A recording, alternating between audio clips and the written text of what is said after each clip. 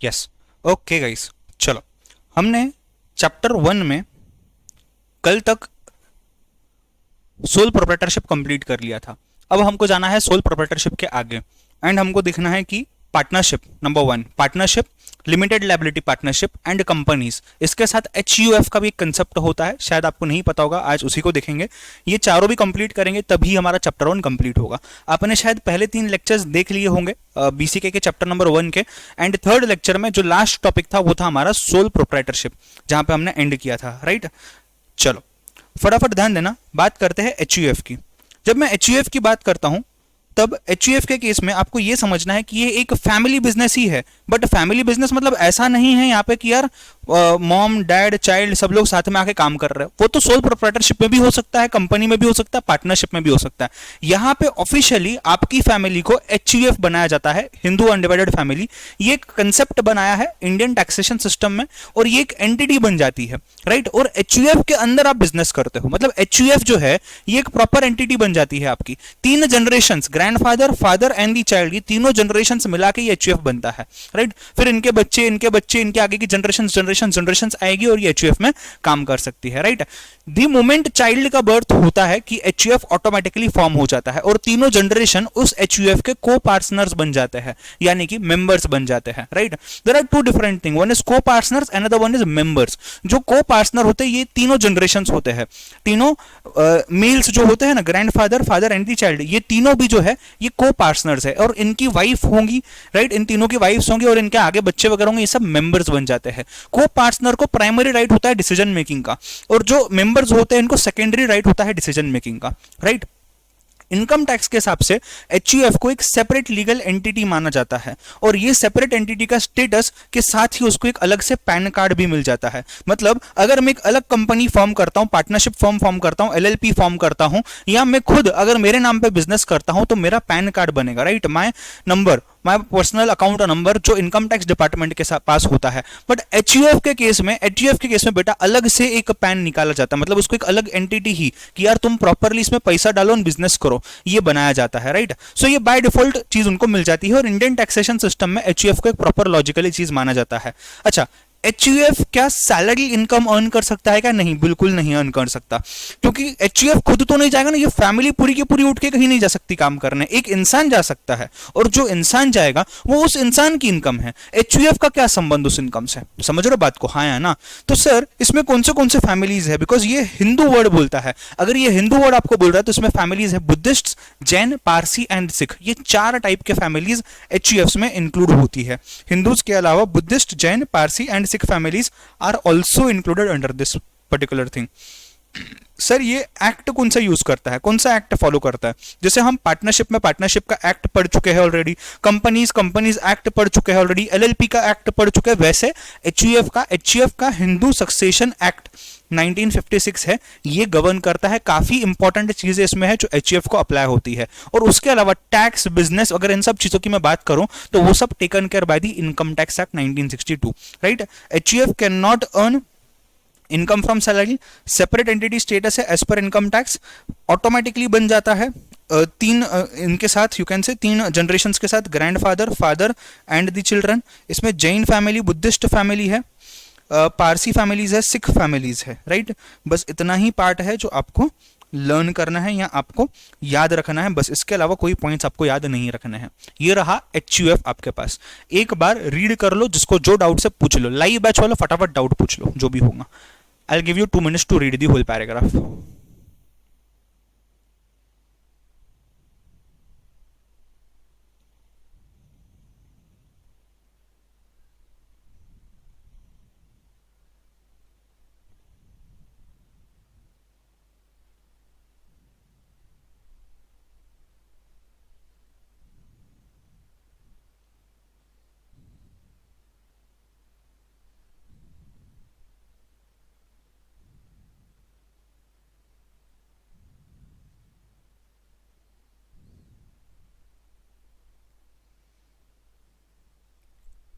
Done?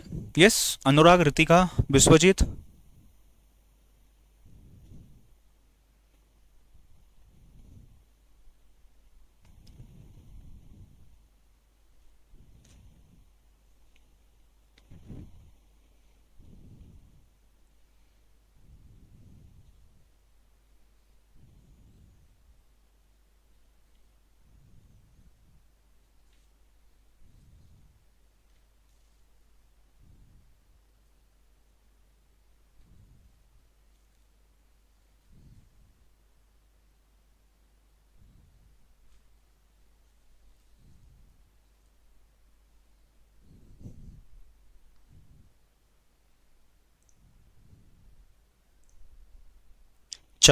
Next आ जाओ partnership की बात करते हैं। पहले पार्टनरशिप को समझेंगे और पार्टनरशिप के बाद हम आएंगे लिमिटेड लायबिलिटी पार्टनरशिप। सर दोनों में फर्क क्या है? Unlimited liability, limited liability, non corporate entity, corporate entity, sir इन सब का मीनिंग क्या होता है? एक एक करके समझते हैं चीजों को।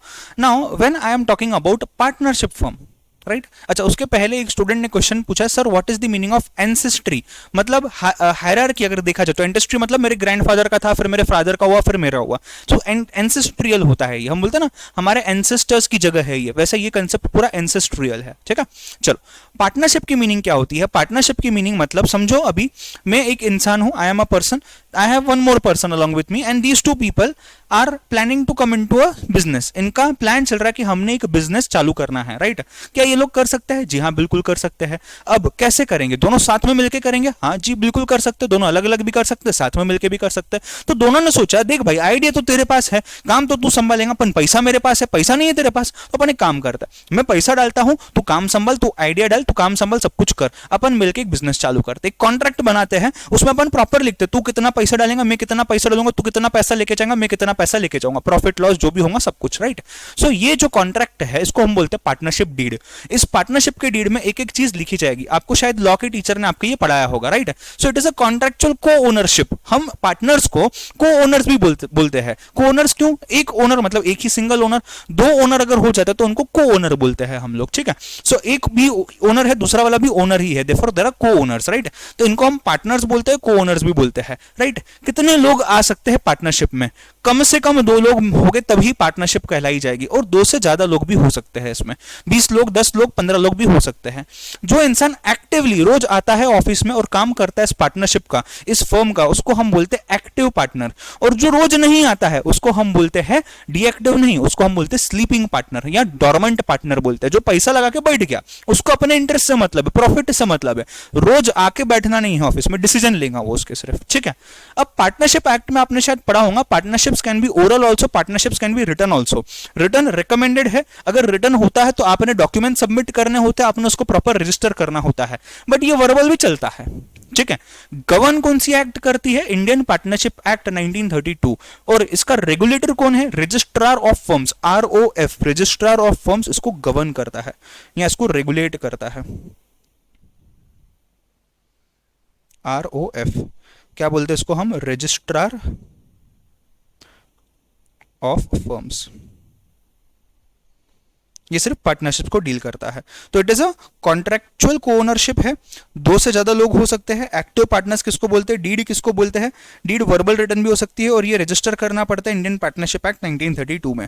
और ये डीड के अंदर तुम लोग सब डाल सकते हो, ये कॉन्ट्रैक्ट के अंदर, डीड के अंदर सब डाल सकते हो कि प्रॉफिट किसको कितना मिलेगा, कौन काम करेगा, कौन नहीं करेगा, किसके क्या राइट्स होंगे, क्या रूल्स होंगे, ठीक है। चलो फटाफट राइट इट डाउन, जो लिखना है लिख लो, जो देखना है देख लो, कोई डाउट है पूछ लो।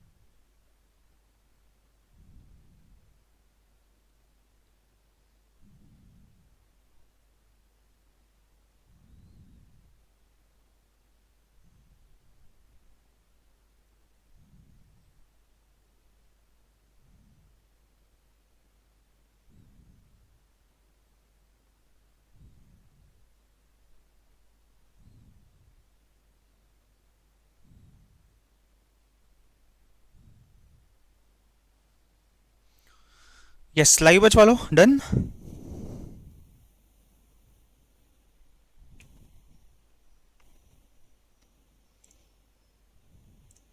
अच्छा, इसमें ना एक और चीज है जो हमको ध्यान पे रखना है, वो चीज ये है कि अगर एक पार्टनर ने कोई झमेला कर दिया, कोई लफड़ा कर दिया, कोई गड़बड़ कर दी, तो इससे क्या होगा? इससे ये होगा बेटा कि जो दूसरे पार्टनर्स है वो भी रिस्पॉन्सिबल हो जाएंगे। सो एक पार्टनर एजेंट करके काम कर रहा है फर्म का, प्लस एक पार्टनर दूसरे पार्टनर का है, दूसरे दोनों तीनों चारों पार्टनर्स का भी एजेंट है। इसका मतलब एक इंसान ने गड़बड़ की बिजनेस के रिलेटेड, बाकी के भी पकड़े जाएंगे। अब इसी के कारण प्रॉब्लम क्या हो रहा था कि एक इंसान की गलती दूसरे पे क्यों डालनी है, तो इन्होंने ला दिया एलएलपी। एलएलपी की अगर मैं बात करूं तो एलएलपी में ऐसा कुछ भी नहीं होता है। एलएलपी में लायबिलिटी लिमिटेड है टू दी एक्सटेंट जो भी आपने गड़बड़ की है उसका आप ही देखोगे, पहली चीज। दूसरी चीज, जितना पैसा आपने फॉर्म में डाला है तब तक ही आप लायबल हो, उसके बाद आप लायबल नहीं हो। तो तुमने 1 लाख रुपए डाले, 1 लाख तक ही तुम लायबल हो, तुम्हारी लायबिलिटी वहां तक ही रेस्ट्रिक्टेड है। और दूसरी चीज, तुम एजेंट नहीं हो फॉर्म के, तुम सिर्फ तुम फॉर्म के एजेंट हो, तुम दूसरे पार्टनर के एजेंट नहीं हो। तो अगर 10 पार्टनर है, 10 के 10 पार्टनर फर्म के एजेंट है, फर्म का काम करेंगे, बट ये जो 10 के 10 पार्टनर है ये एक दूसरे के एजेंट नहीं है। तो एक ने गड़बड़ की वो जिम्मेदार है, दूसरा उसके लिए पे नहीं करेगा, दूसरे ने गड़बड़ की उसके लिए वो जिम्मेदार है, तीसरा पे नहीं करेगा।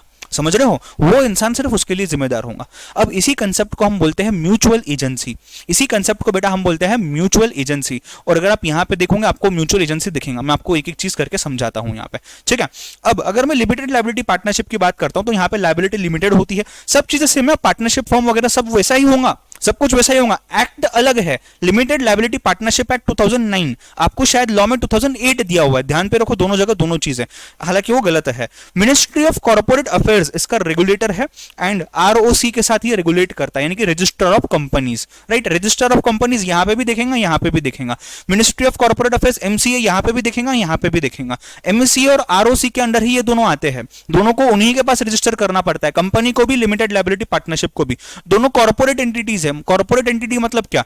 दोनों का एक गवर्नेंस मॉडल होता है जिससे ये अपने आप को चलाते हैं, दोनों का अपना अपना स्ट्रक्चर होता है और दोनों अकाउंटेबल होते हैं अपने कामों के लिए, फुल प्रोफेशनलिज्म के साथ यहाँ पे काम किया जाता है, इसीलिए इनको हम बोलते हैं दीज आर कॉर्पोरेट एंटिटीज। समझ रहे हो बात को? हाँ या ना? राइट। सो इसको कंपलसरी, यहाँ पे ऑप्शनल था ना, यहाँ पे कंपलसरी है, तुमको इनकॉर्पोरेट करना ही है, तुमको इनकॉर्पोरेशन का फॉर्म लेना है, फीस भरनी है, प्रॉपर इनकॉर्पोरेट करना है। इनकॉर्पोरेट करते समय तुम तुम्हारा पार्टनरशिप डीड दे दो वहां पे और उसको इनकॉर्पोरेट कर दो। अगेन इसको सेपरेट लीगल एंटिटी का फॉर्म दिया जाएगा। और ये जो है ये एकदम फॉर्म जैसा भी नहीं है, एकदम कंपनी जैसा भी नहीं है, कुछ चीजें यहां से उठाई हुई है, कुछ चीजें वहां से आई हुई है, तो ये हाइब्रिड फॉर्म ऑफ एंटिटीज है, hybrid form of business organisation है। एक एक करके फटाफट देखते हैं। लाइबिलिटी जो है पार्टनर्स की लिमिटेड है, liability partner limited liabilities partnership act 2009 है, कंपलसरी इसको इनकॉर्पोरेट करना है। Ministry of corporate affairs along with ROC इस काम को देखता है, अलोंग विथ आरओसी इस काम को देखता है। उसके बाद ये एक सेपरेट लीगल एंटिटी है, इसका परपेचुअल सक्सेशन है। इसका मतलब अगर एक पार्टनरशिप फर्म का एक पार्टनर भी मर गया ना, सब कुछ रिवाइज करके फिर से बनाना पड़ता है, और अगर सब पार्टनर्स मर गए तो ये फर्म बंद होंगे ऑटोमेटिकली, वो सब पार्टनर्स मर गए। बट कंपनी में और इसमें ऐसा नहीं होता है। अब पार्टनर एलएलपी में क्या होता है, अगर एक पार्टनर मर गया तो बाकी पार्टनर्स बिजनेस चला सकते हैं, उनको सिर्फ इंटीमेट करना होता है एमसीए को और आरओसी को कि हमारा एक पार्टनर एक्सपायर हो गया, हमने ये चेंजेस किए हैं, उसके बाद बस दैट्स इट, और कुछ करने की जरूरत नहीं है। At the same time company के केस में भी सेम होता है। तो सब पार्टनर्स मर गए तो एलएलपी चलेगा या बंद हो जाएगा? चलेगा। अगर चलाने वाले रहेंगे और लोग नए तो ये चलेगा, बंद नहीं होगा। समझ रहे हो बात को? राइट। तो उसको बोलते हैं परपेचुअल सक्सेशन, और ये हाइब्रिड फॉर्म है जैसे कि मैंने आपको बताया। ठीक है, फटाफट देख लो, कोई डाउट है पूछ लो, कोई चीज नहीं समझी है पूछ लो। जो रिकॉर्डेड फॉर्म में देख रहे हो मुझे आप व्हाट्सएप कर सकते हो।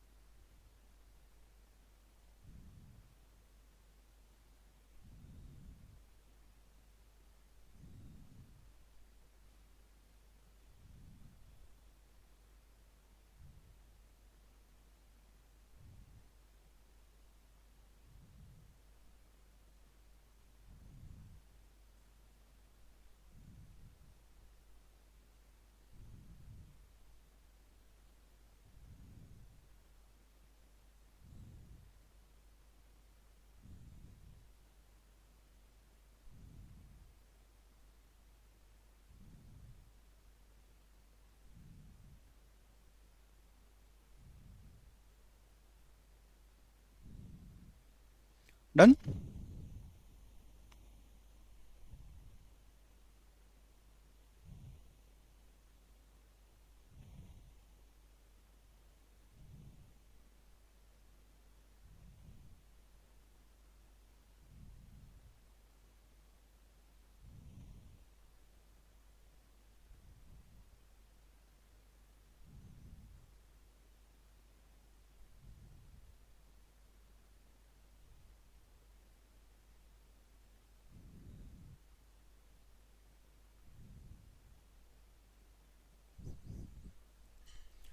ओके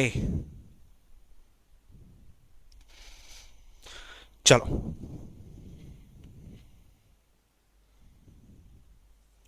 जिनका हो गया है लास्ट पार्ट पे आता है कंपनी के पार्ट पे। पहले मुझे थोड़ा सा डिस्क्रिप्शन देने दो कंपनी के पार्ट में क्या क्या होता है।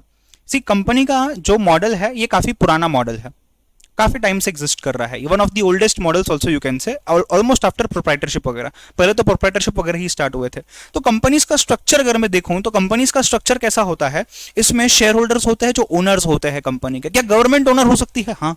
क्या मैं ओनर हो सकता हूं? हाँ। क्या मैंने रिलायंस का शेयर परचेस कर लिया तो मैं उतने तक का ओनर बन गया? हाँ। कोई भी चीज हो सकती है। कंपनी प्राइवेट भी हो सकती है, जो सिर्फ प्राइवेट लोगों की, जिसमें गवर्नमेंट का कुछ लेन देन नहीं है, कुछ भी नहीं है। कंपनी पब्लिक भी हो सकती है।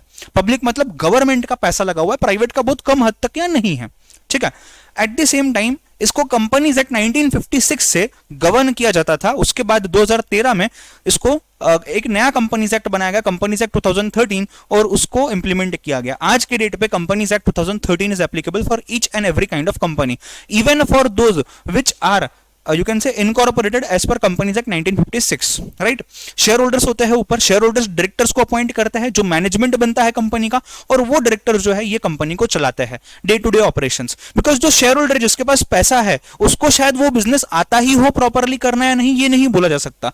तो इसकी जिम्मेदारी कुछ एक्सपर्ट्स को दी जा सकती है, राइट। अलग अलग टाइप के कमिटीज बनते हैं। कुछ कमिटीज प्राइवेट के केस में कंपलसरी नहीं होते हैं, बट पब्लिक के केस में कंपलसरी होते हैं, जैसे ऑडिट कमिटी का बनाना, रेम्यूनरेशन कमिटी का बनाना, ऐसे अलग अलग कमिटीज बनती है, राइट। हाँ, ऑडिटर अपॉइंट होता है। ऑडिटर अपॉइंट कौन करता है? कंपनी करती है। किस लिए करता है? ताकि शेयर होल्डर जिन्होंने पैसा डाला हुआ है उनको पता चले कि सब कुछ प्रॉपरली हो रहा है या नहीं। अगर नहीं हो रहा है तो उसके ऊपर एक्शन लिया जाएगा, राइट। एक्शन कौन लेगा? शेयर होल्डर्स एक्शन लेंगे। ऑडिटर भी एक्शन ले सकता है, क्योंकि ऑडिटर का काम है सब चीज प्रॉपरली बता देना, राइट। अब दिक्कत क्या आ गई इसमें? दिक्कत यह आ गई कि यार मैं अकेला इंसान हूं, मेरे साथ कोई आ ही नहीं रहा है पार्टनरशिप में कंपनी बनाने के लिए। मुझे कम से कम 2 शेयर होल्डर चाहिए, कम से कम 2 डायरेक्टर चाहिए एक कंपनी को बनाने के लिए। तो लो, इन्होंने बोल दिया कंपनीज एक्ट 2013 में तुम ओपीसी करके कंसेप्ट ले लो, दैट इज 1 पर्सन कंपनी। एक अकेला इंसान भी कंपनी बना पाएगा। इसको क्या बोलते हैं? 1 पर्सन कंपनी। एक अकेला इंसान भी कंपनी बना पाएगा। तो सर सब अकेले इंसान ही कंपनी बनाएंगे? फिर नहीं, इसकी कुछ लिमिट है।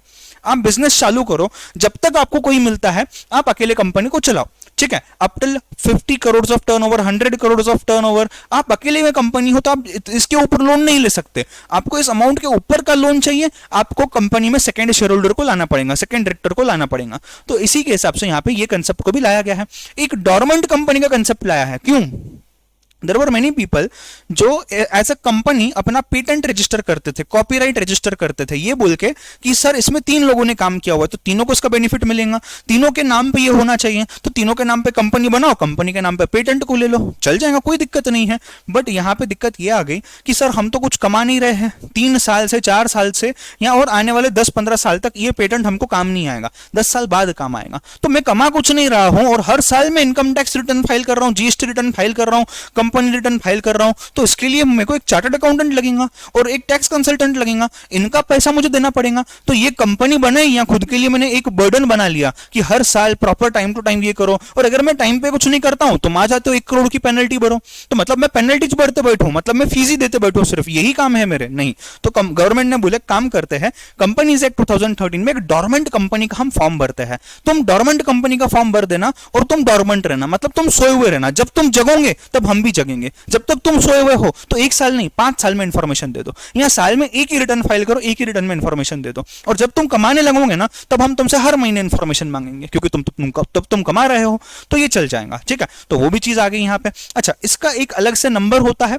अलग से नंबर होता है, जैसे लिमिटेड लायबिलिटी के केस में भी एक अलग से नंबर होता है, आइडेंटिफिकेशन नंबर होता है अलग से। और एक इंसान ने अगर से करण चंदवानी एलएलपी है तो करण चंदवानी एलएलपी दूसरा नहीं हो सकता, एक ही हो सकता है। वैसे ही करण चंदवानी प्राइवेट कंपनी है तो वो एक ही हो सकती, दूसरे नाम से नहीं हो सकती। पार्टनरशिप फर्म 10 हो सकती है, पार्टनरशिप फर्म में कोई दिक्कत नहीं है, 10 हो सकती है। करण चंदवानी नाम से ही 10 फर्म हो सकती है, बट कंपनी एक ही हो सकती है, ये भी एक हो सकता है। यूनिक नंबर है आइडेंटिफाई करने का, रजिस्ट्रेशन नंबर, और यूनिक नंबर है इनका नाम भी, यानी कि नाम भी यूनिक है, वो भी यूनिक है। ठीक है, अच्छा, there is a concept called a small company also.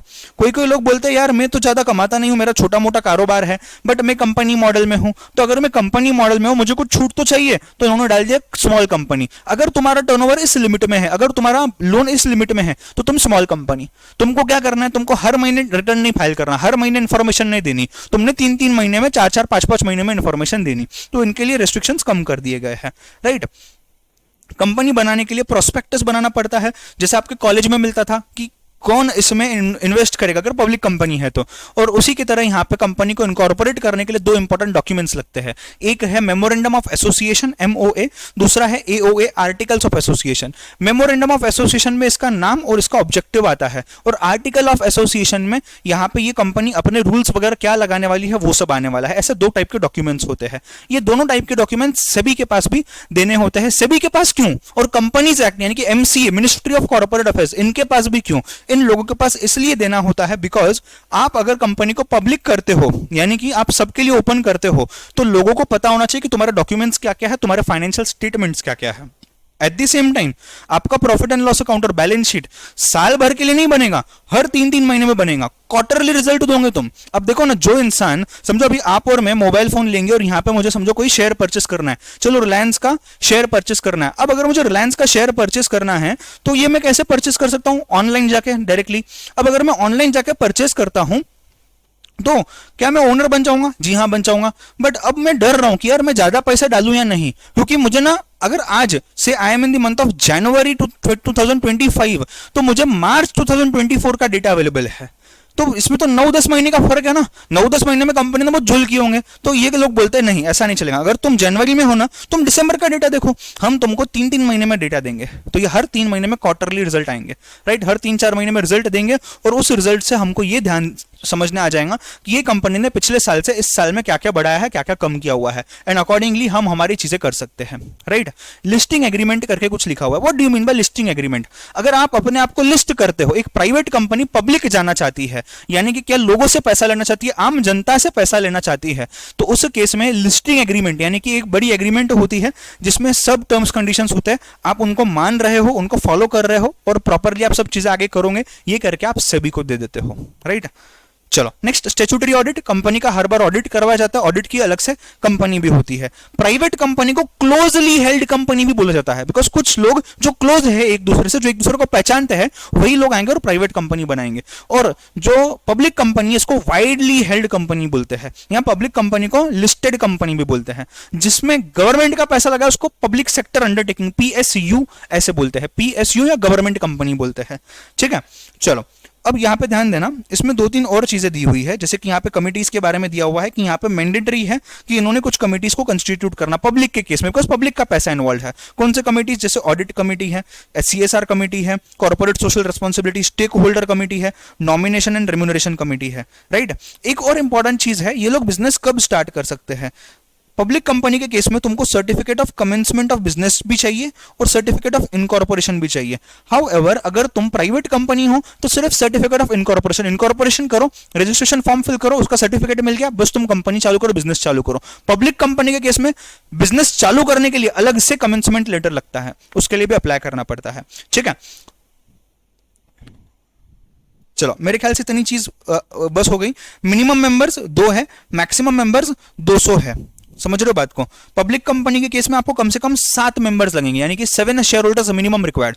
2 और 200 इज फॉर प्राइवेट। पब्लिक के लिए कितने हैं? 7 है, और यहाँ पे नो लिमिट है। ठीक है, पब्लिक कंपनी यहाँ पे मैंडेटरी कमिटीज बनाएंगी, ये एग्जेम्प्टेड है, ये नहीं बना सकती है, या नहीं बना तो भी चलेगा। ये इनकॉर्पोरेशन के बाद चालू कर सकता है, इसको इनकॉर्पोरेशन के साथ कमेंसमेंट ऑफ बिजनेस का लेटर भी लगता है। आप लोग इसके एडिशन में डायरेक्टर का भी चीज पढ़ सकते हो कि मिनिमम डायरेक्टर 2 चाहिए, मैक्सिमम डायरेक्टर कितने चाहिए पब्लिक में प्राइवेट में, वो भी आप देख सकते हो, आपको शायद कंपनीज एक्ट में वो पढ़ाया गया होगा। राइट, ये रजिस्टर्ड ऑफिस होता है, इसका आइडेंटिफिकेशन नंबर होता है। ओपीसी भी हम बना सकते हैं, 1 पर्सन कंपनी, हम डोरमेंट कंपनी भी बना सकते हैं। यहाँ पे चाहिए तो लिख देना, पेटेंट वाला एग्जाम्पल जो मैंने आपको दिया था वो भी बना सकते हैं। राइट, और उसके बाद एमओए एओए अपन ने देख लिया, प्रोस्पेक्टस अपन ने देख लिया, ऑडिट देख लिया, क्वार्टरली रिजल्ट हो गया in case of public companies, listing agreement in case the company wishes to list themselves on SEBI. उसके बाद हमने इसको लिस्टेड कंपनी नाम है, क्लोजली हेल्ड, वाइडली हेल्ड देख लिया अपन ने, और यहाँ पे ये पार्ट देख लिया। चलो फटाफट रीडिंग मार लो, go for it fast.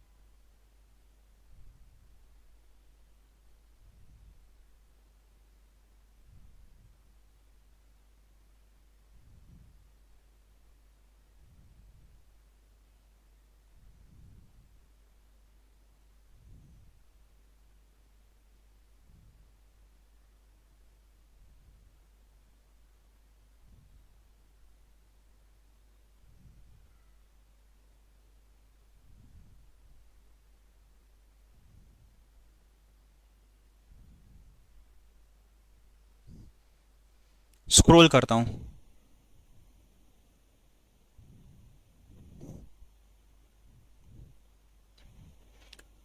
LLP act 2008 में पास हुआ था, 2009 से उसको एक्टिव यानी कि लागू किया गया था। तो इन्होंने क्या किया हुआ है, बीसीके की बुक में 2009 प्रिंट किया हुआ है और लॉ में 2008 प्रिंट किया हुआ है। तो आप फिलहाल ऐसे ही फॉलो करो, एग्जाम में शायद ये चीज पे नहीं क्वेश्चन आएगा, अगर आता है तो आप बीसीके में 2009 देखना और वहां पे 2008 देखना। ठीक है, बट आइडियली वो 2008 ही है, आपने अगर देखा होगा गूगल वगैरह पे ना 2008 ही है वो।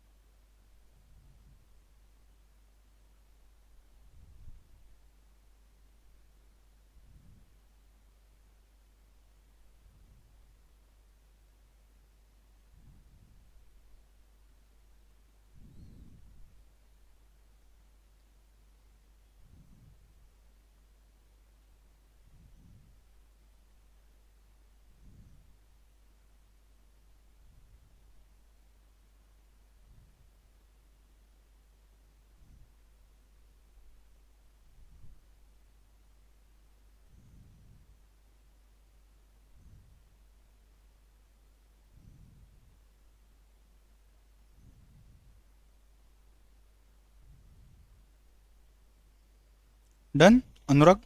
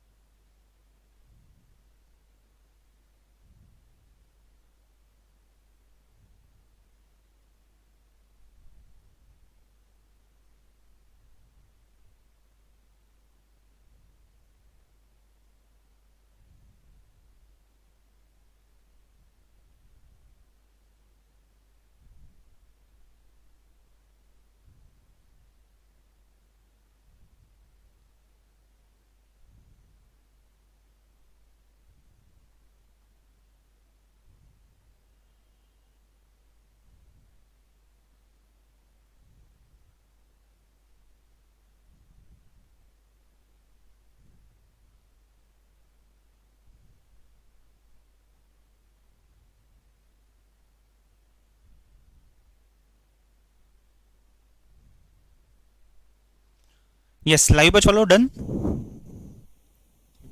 ओके गाइस, इसी के साथ अपना चैप्टर नंबर 1 कंप्लीट हो जाता है। लास्ट कंसेप्ट यही था, हमने सोल प्रोप्राइटर देख लिया है, HUF देख लिया है, पार्टनरशिप देख लिया है, और LLP भी देख लिया है, और कंपनीज भी देख लिया है। इतने पॉइंट्स भी अगर आप सिर्फ याद रखते हो तो आपको एग्जाम में इजी हो जाएगा, इसी में से कुछ ना कुछ क्वेश्चन आएंगे।